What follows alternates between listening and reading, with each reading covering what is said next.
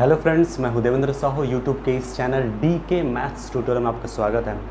आज हम group theory का जो नेक्स्ट चैप्टर है सेकंड, वो हम स्टार्ट करेंगे। इस चैप्टर में हम बेसिक जो कॉन्सेप्ट्स हैं स्पेशली ग्रुप थ्योरी के, जैसे कि ऑपरेशंस, बाइनरी ऑपरेशंस हैं, ग्रुप के जितने भी डेफिनेशंस हैं वो सब इसमें देखने वाले हैं। अगर आपने अभी तक चैनल को सब्सक्राइब नहीं किया है तो प्लीज़ सब्सक्राइब कर लीजिए, बेल आइकन को प्रेस कर लीजिए और इस वीडियो को शुरू से आखिर तक जरूर देखिए। So let's start binary operation, है ना। तो डेफिनेशन देखिए, let G be a non empty set, then a mapping और function star from G cross G to G is set to be binary operation on G. Clearly star of A b equals to A star B belongs to G for every A B belongs to G. Okay, तो ये जो है सबसे पहले चीज़ तो ये कि आप एक नॉन एम्प्टी सेट लेंगे। जी कोई भी एक सेट ले लीजिए, जैसे मैंने लिया जी एक नॉन एम्प्टी सेट है। अब जी क्रॉस जी क्या होगा, ये कार्टेशियन प्रोडक्ट है जी का, तो जी क्रॉस जी जो है एक क्या हो गया, एक फिर से एक सेट बनेगा और इसके अंदर जितने भी एलिमेंट होंगे सबके सब पेयर में आएंगे, ये भी 100% श्योर। अब एक मैपिंग तैयार कीजिए स्टार जो कि जी क्रॉस जी से जी में है, ठीक है, और इस मैपिंग को ही मैं बाइनरी ऑपरेशन कहूँगा, ठीक। और अगर स्पेशली मैं डेफिनेशन के फॉर्मेट में अगर डिटेल में अगर करूँ तो ये है कि कोई भी दो एलिमेंट यहाँ से ए और यहाँ से बी, तो जो भी होगा इसके अंदर एलिमेंट पेयर में होगा ना, तो पेयर में जैसे आपने ए बी लिया, उसमें ये जो फंक्शन है इसकी खासियत क्या है, इन दोनों के बीच में इस ऑपरेशन को शो कर रहा है। मतलब कि जो भी आप एलिमेंट पेयर में एलिमेंट उठाओगे, ठीक है, ये क्या करेगा, इन दोनों के बीच में ऑपरेट हो जाएगा और ऑपरेट होने के बाद जो भी एलिमेंट मिलेगा वो फिर से किस में जाना चाहिए, जी में जाना चाहिए, for every A B belongs to G के लिए। तब बोलेंगे स्टार क्या है, बाइनरी ऑपरेशन है। क्लियर हो रहा है, एग्जाम्पल से अब क्लियर हो जाएगा। देखिए, है ना, मैंने लिया plus from n cross n to n, n set of all natural numbers या फिर set of all positive integers आप कह सकते हो। अब देखिए, जो भी आप समझने के व्यू से, जैसे मैंने यहाँ से उठाया 1, यहाँ से 2, तो इसमें जो भी एलिमेंट लोगे आप पेयर में होगा, ठीक। ऑपरेट कीजिए, क्या मिला, और फिर से किस में गया, क्लियर हो रहा है। आपने यहाँ से कोई भी पेयर आप ले लीजिए, मैंने पेयर लिया 1 2, 1 2 में ये जो फंक्शन प्लस है, इनकी खास बात ये होगी कि ये इनको ऑपरेट करेगा दोनों को इस टाइप से, यानी 1 2 प्लस ऑपरेट हुआ 1 + 2 के फॉर्मेट में, 1 + 2 क्या मिलता है, 3, फिर से क्या है, नेचुरल नंबर, तो इसका मतलब प्लस क्या हुआ, बाइनरी ऑपरेशन। वैसे जितने भी पेयर है उन सब के लिए अप्लाई होता है, इसलिए जो है ये क्या है, बाइनरी ऑपरेशन है। मतलब जो भी आप पेयर लोगे, है ना, इसको आप ऐसे भी समझ सकते हो, sum of two natural numbers is again natural number, इस वजह से plus is binary operation defined on set of natural number. n पर ट्रू है तो it is also true on z, set of all integer के लिए true होगा, आगे सभी के लिए ट्रू होगा। अच्छा, माइनस पे अगर बात करूँ, n cross n to n, क्या ये बाइनरी ऑपरेशन है? By the definition of binary operation क्या होना चाहिए, कोई भी आप पेयर उठाएंगे, जो ऑपरेट करने के बाद एलिमेंट मिलेगा वो फिर से n के अंदर जाना चाहिए, ठीक है ना। क्या ऐसा होता है, जैसे आपने लिया 2 और 1 प्लस, है ना, और इसका मतलब है 2 - 1, क्या मिला, 1 नेचुरल नंबर में गया। आप बोलेंगे इसमें क्या दिक्कत है, ऐसे 3 लेंगे 2 लेंगे 4, सोचो मैं लिया 1 2 और माइनस है, क्या मिलेगा, 1 - 2 -1, क्या -1 नेचुरल नंबर में बिलोंग करता है, नहीं। कंट्राडिक्शन के लिए काफ़ी होता है, ऐसे तो बहुत सारे कंट्राडिक्शन मिल जाएगा, 1 और 3 ले लीजिए तो भी कंट्राडिक्शन मिलेगा, -2 आ जाएगा। तो आप देख पा रहे हैं कि ये जो माइनस है is not binary operation defined on n पर ये बाइनरी ऑपरेशन नहीं है। क्लियर हुआ, ठीक है। तो देखिए एक चीज़ और, अब एक चीज़ आता है काउंटिंग, मतलब किसी भी नॉन एम्प्टी सेट में कितने बाइनरी ऑपरेशंस पॉसिबल हैं, ठीक है। आपको ये तो पता है कि नंबर ऑफ फंक्शंस या number of mappings from a to b equals to होता है n to the power m। हमने यहाँ पर लिया cardinality of a equals to m, cardinality of b equals to m। पहला सेट A, दूसरा set B, A की cardinality M, B की cardinality N, that is number of elements of A is M and number of elements of B is N। ये मैंने माना, तब ये formula होता है number of functions from A to B क्या होता है, N to the power M, ठीक है। इस पर मैंने पूरा डिटेल बताया था फंक्शन पर, मैंने जब जो वीडियो लेक्चर मैंने दिया था एलिमेंट्री सेट थ्योरी के टाइम, तो मैं पूरा डिटेल किया था, है ना, तो उस वीडियो को आप जरूर देखिए, ठीक है। तो अब यहाँ पर देखिए क्या होगा, note number of binary operations number of binary operations from, directly मैं लिख रहा हूँ on a non empty set, non empty set G क्या हो जाएगा, इसको मिटा रहा हूँ बट ये फार्मूला आप याद रखिए ना, equals to n to the power n cross n या n to the power n square. ठीक है, मैंने लिया cardinality of g equals to n। Okay, तो अकॉर्डिंग टू द डेफिनेशन मैंने फॉलो बस तो किया है। आपका जो पहला सेट है वो g क्रॉस g है और सेकंड जो है वो g है। इनकी कार्डिनलिटी है n स्क्वायर, या फिर आप बोल सकते हो g की कार्डिनलिटी आपने क्या मान लिया, n मान लिया, तो cardinality of g cross g क्या होगा, cardinality of g into cardinality of g, यानी n इंटू n या n cross n means n square ना। सो इनकी कार्डिनलिटी n स्क्वायर, अब इनकी कार्डिनलिटी कितनी n, तो मैंने बताया था binary operation is nothing only a function, function ही तो है, डेफिनेशन में आप देख सकते हैं। तो function from g cross g to g, इसका मतलब कि इसकी कार्डिनलिटी पावर में इसकी कार्डिनलिटी अभी जस्ट बताया था, ये a हो अगर b, ये a हो और b हो, इनकी कार्डिनलिटी m, इनकी कार्डिनलिटी n, तो नंबर ऑफ फंक्शंस क्या होता है n to the power m। तो यहाँ पर इसकी कार्डिनलिटी n स्क्वायर, इसकी कार्डिनलिटी n, तो number of binary operations on g क्या हो जाएगा, n to the power n square. Confirm, यही तो है number of binary operations on non empty set g equals to n to the power n square. Confirm, इनसे related एक दो बार questions आए भी है, इसलिए इसको याद रखिए। जैसे g की कार्डिनलिटी 2 है, अब उन्होंने पूछा है कि how many binary operations on that set, so what, आप क्या करेंगे, ये फार्मूला अप्लाई करेंगे, तो 2 to the power 2 square that is 2 to the power 4 that is 16, ये आंसर हो जाएगा उस समय। क्लियर हुआ। अब हमारा नेक्स्ट कॉन्सेप्ट है एल्जेब्राइक स्ट्रक्चर, एल्जेब्राइक स्ट्रक्चर या फिर एल्जेब्राइक सिस्टम। डेफिनेशन देखिए, a non empty set equipped with one और two binary operations is called algebraic structure or algebraic system. That is, if G is non-empty set and star is binary operations on G, then pair G star is called algebraic structure. जैसे दो binary operation हो, star और has मान ले लीजिए, तो G star has ऐसे लिखेंगे, ट्रिपलेट के फॉर्मेट में रहेगा, तो वो हो जाएगा एल्जेब्राइक स्ट्रक्चर। क्लियर हो रहा है। तो एल्जेब्राइक स्ट्रक्चर क्या चीज़ है, देखिए आप जो भी सेट लेते हो उस सेट को ही एल्जेब्राइक स्ट्रक्चर कहा जाता है, बशर्ते कि उस पर बाइनरी ऑपरेशन डिफाइन हो, दैट्स इट। उस बाइनरी ऑपरेशन को ले करके हम उसको स्पेशली क्या कहते हैं, जैसे कोई सेट है, सेट ऑफ नेचुरल नंबर, तो हम उसे नहीं बोलेंगे, लेकिन उसमें अगर बाइनरी ऑपरेशन डिफाइन कर दिया स्पेशली प्लस, अब वो n प्लस के साथ क्या कहलाएगा, n is set to be algebraic structure with plus.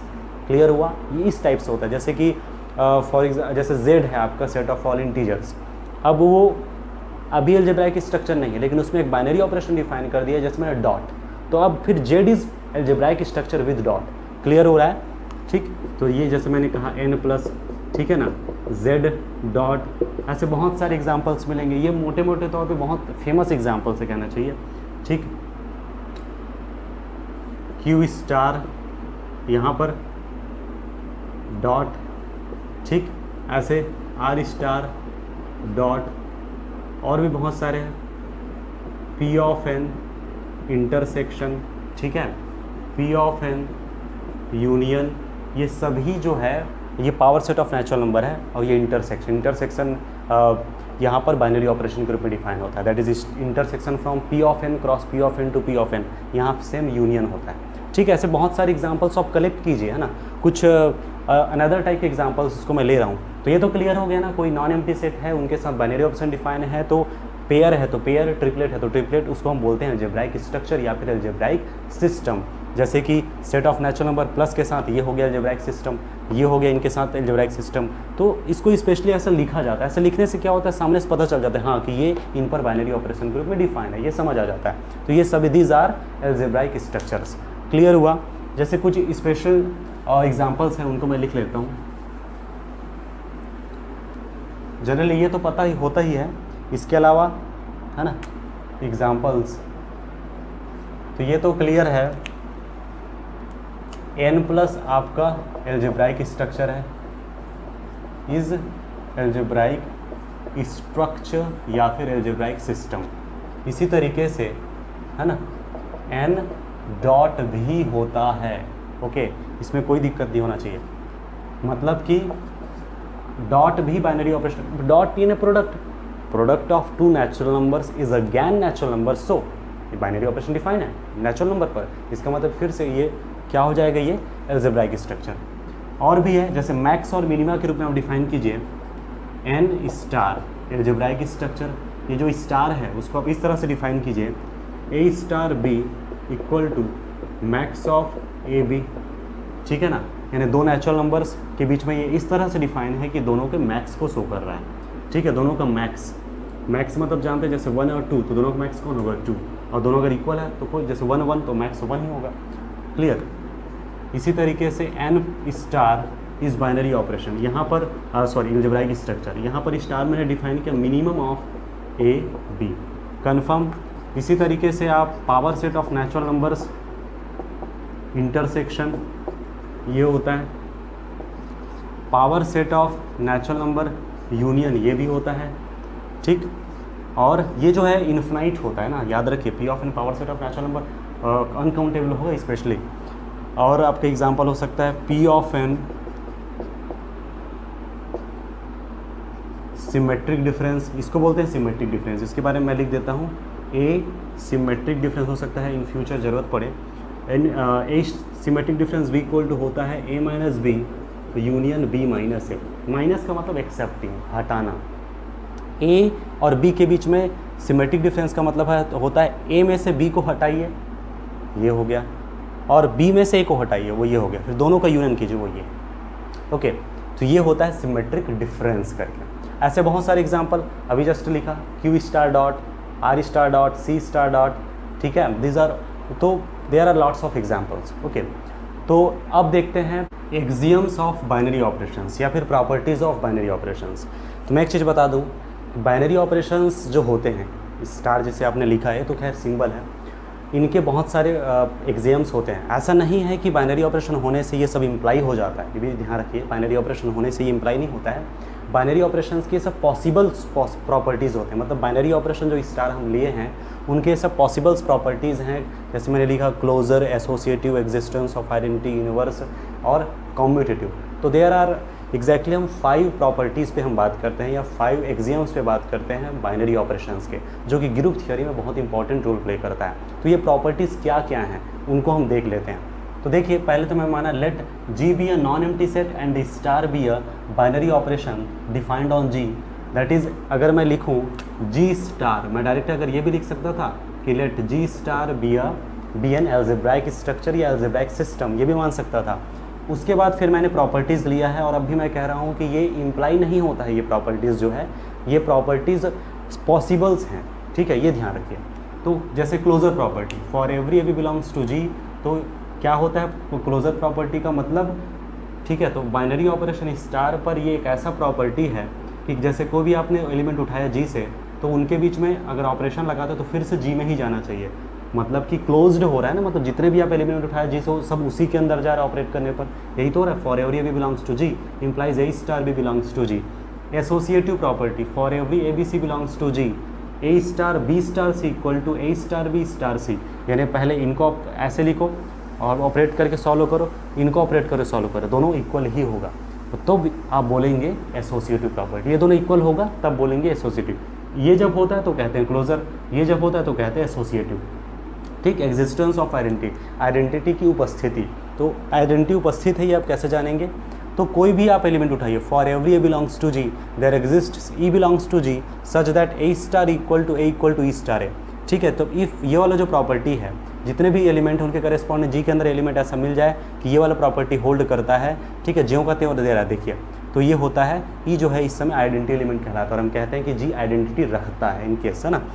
Existence of universe, for every A belongs to G there exists A dash belongs to G, ठीक, such that A star A dash equal to A dash star A, मतलब आप हर एक element के correspondence आपको एक यहाँ पर for all और ये फॉर एवरी, ये वर्ड्स में ध्यान रखें, यहाँ फॉर ऑल है, यहाँ जो मीनिंग है इसको मैं ज़्यादा बेटर होगा कि मैं ये लिखूँ फॉर ऑल, यानी जी के हर एक पूरे एलिमेंट के लिए एक ही एलिमेंट मिलेगा, और ये है फॉर एवरी या फिर फॉर ईच, यानी हर एक एलिमेंट के करस्पॉन्डिंग एक एलिमेंट मिलता जा रहा है कि ऑपरेट करने पर वो आइडेंटिटी देता है, कन्फर्म। और इसको बोलते हैं इनवर्स ऑफ दिस एलिमेंट, तो A dash inverse of A and so A is inverse of A dash. Clear हुआ, ये इनवर्स की प्रॉपर्टी है। एक होता है फिफ्थ 5th नंबर मैं लिख रहा हूँ,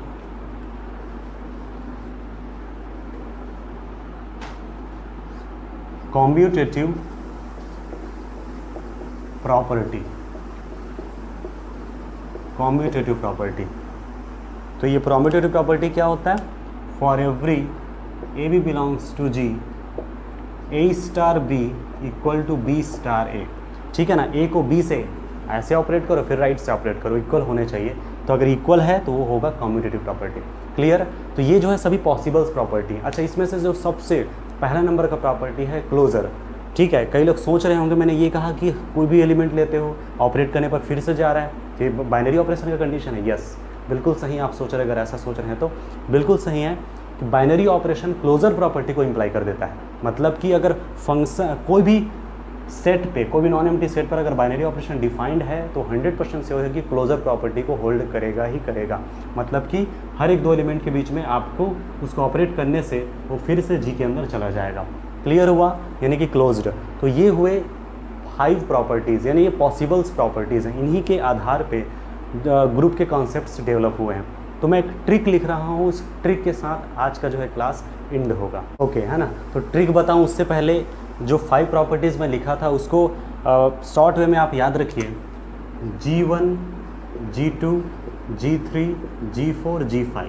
ठीक है, G1 मैं क्लोजर के लिए यूज करूँगा, ओके। G2 यूज करूँगा एसोसिएटिव के लिए, G3 यूज करूँगा एग्जिस्टेंस ऑफ आइडेंटिटी के लिए, G4 यूज़ करूँगा एग्जिस्टेंस ऑफ इनवर्स के लिए, और G5 यूज़ करूँगा कॉम्यूटेटिव के लिए। क्लियर है? तो इसको शॉर्ट वे में याद रखिए। G1 क्लोजर प्रॉपर्टी के लिए, G2 associative property, G3 existence of identity, G4 existence of inverse, G5 commutative property. अब ट्रिक क्या है? ट्रिक ये है, ये जो है मैंने मतलब खुद के एक्सपीरियंस से कहना चाहिए डेवलप किया। हालांकि ये तो है ही, बट एज अ ट्रिक याद करने का तरीका मैं बता रहा हूँ, इससे ज़्यादा क्लियर होगा। तो ये हुआ G1, ये है G1 और G2, ये है G1, G2, G3, और ये है G1, G2, G3, G4, ये है G1, G2, G3, G4, G5। देखो याद करने, फर्स्ट 2, फिर 3, फिर 4, फिर 5। नेक्स्ट जो लेक्चर होगा उसमें मैं ग्रुप और अबिलियन ग्रुप के definitions with examples with results ये सब देखेंगे। बट आज मैं एक छोटा सा क्लू दे करके छोड़ूंगा, और वो ये है कि ये जो बेसिक डेफिनेशंस इसको देने की ज़रूरत पड़ेगा नहीं। अगर आपने एक एल्जेब्राइक स्ट्रक्चर उठाया, एल्जेब्राइक स्ट्रक्चर है G स्टार, G आपका non empty set, star binary option है, ये आपका एल्जेब्राइक स्ट्रक्चर, इसे आप क्वासी ग्रुप बोलेंगे या ग्रुपॉइड बोलेंगे if it satisfies closure property.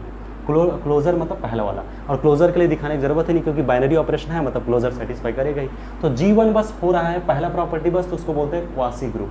ठीक, इसी तरीके से अगर G1 के साथ सेकंड प्रॉपर्टी भी होल्ड कर गए ये, मतलब एसोसिएटिव भी G1 और G2, तो बोलेंगे उसको सेमी ग्रुप। और इसी अलजेब्राइक स्ट्रक्चर को मैं मोनाइड बोलूँगा यदि G1, G2 के अलावा एग्जिस्टेंस ऑफ आइडेंटिटी आ जाए। और जब एग्जिस्टेंस ऑफ आइडेंटिटी के अलावा जब एक और प्रॉपर्टी इन्वर्स आता है, यानी G1, G2, G3, G4, तो चारों को मिलाकर आप बोलते हो ग्रुप। और जब एक और प्रॉपर्टी होल्ड हो जाता है और वो लास्ट है कॉम्यूटेटिव प्रॉपर्टी, तब इसको ओवरऑल पांचों मिलाकर बोलते हो अबिलियन ग्रुप। चूँकि नील अबेल ने बताया था इसलिए अबिलियन ग्रुप, और चूँकि कॉम्यूटेटिव प्रॉपर्टी एक्स्ट्रा है इसलिए इसको कॉम्यूटेटिव ग्रुप भी कहते हैं। क्लियर हुआ? तो ये शॉर्ट वे है, इसको आप नोट कर लीजिए, जो कि बहुत ही इंटरेस्टिंग रोल प्ले करता है। नेक्स्ट लेक्चर में हम और अच्छे से क्लियर करेंगे, डिटेल करेंगे। आई होप आज का जो लेक्चर है आपको क्लियर हुआ होगा। पसंद आया तो लाइक कीजिए, शेयर अपने फ्रेंड्स को शेयर कीजिए, और अभी तक आपने सब्सक्राइब नहीं किया तो प्लीज़ सब्सक्राइब कर लीजिए। तो आज के लिए इतना ही। Thank you so much.